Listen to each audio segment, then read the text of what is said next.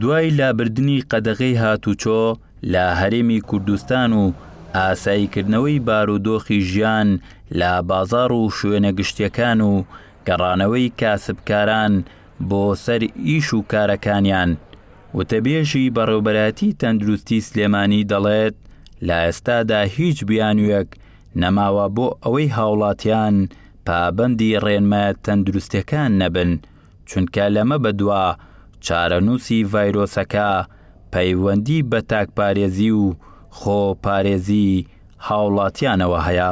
ئێمە چەندێ لە خەمی تەندروستی هاوڵاتیانین دڵنیا بە هەموو ئەو پێشنیار و ئەو ڕێنمایانەش کە دەیدەین ئەوەش لە خەمی ئابووری خەڵکداین و هێڵێکی باریک لە نێوان معیشەت و تەندروستی هاوڵاتیاندا هەیە و تاکپارێزی هیچ پاساوێک نامێنێ بۆ جێبەجێ نەکردنی.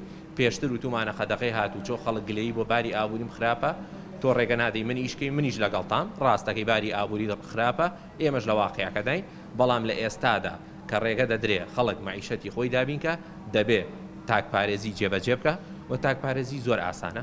یعنی تاکپارێزی چییە؟ هۆکارەکانی خۆپارێزیە، دوورکەوتنەوە لە قەرەباڵغیە، زۆر شتنی دەستەکانە، هەروەها ئەگەر کۆکەیە پژمەیە کتەبوو بەکارهێنانی کلێنسە یاخود بەشی خوارەوەی قۆڵەت، یعنی ئەتوانم بڵێم زۆر سادەن و پارەی تێ ناچێ و هەموو کەسێکیش دەتوانێت جێبەجێ بکات. پزیشکێک لە بەڕێوەبەرایەتی خۆپاراستنی تەندروستی سلێمانی دەڵێت ئێمە تا ئێستا لە سەرەتای ئەو شەپۆلە توندەی ڤایرۆسی کۆرۆناداین، پێویستە لەسەر هاوڵاتیان پابەندی ڕێنمایە تەندروستیەکان بن و گوێنەدەن بە هەندێک کەس کە دەیانەوێ خەڵکی سار بکەنەوە و لە مەترسی ڤایرۆسەکە کەم بکەنەوە. بۆیە ئەبێ هەموو کەسێ ئاگای لە خۆی بێ، ئەبێ دەستگاکانی حکوومەت، دەستگا تەندروستیەکان، هاوڵاتیان بە هەموو لایەک ئەبێ هەموو کەسێک ئاگای لە خۆی بێ، چونکە کار لەوە نەماوە بە تەمابیت کەسێک بپارێزێ. کەس دەسەڵاتی ئەوەی نییە کەس بپارێزێ. خۆپاراستن تەنیا ئەرکی سەرشانی خۆتە.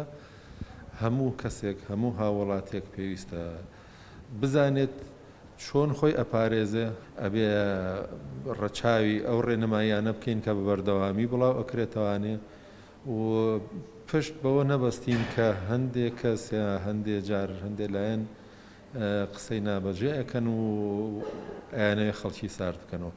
بەڕاستی مەترسیەکە گەورەیە، مەترسی گەورە تازە لە لای خۆمان دەست پێ ئەکا.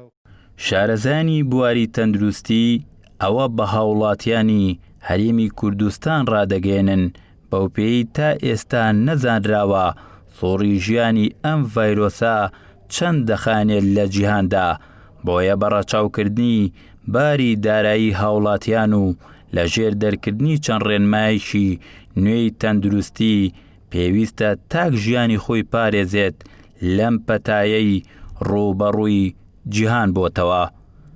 شاخەوان عەبدوڵڵا، گەلی کوردستان، سلێمانی.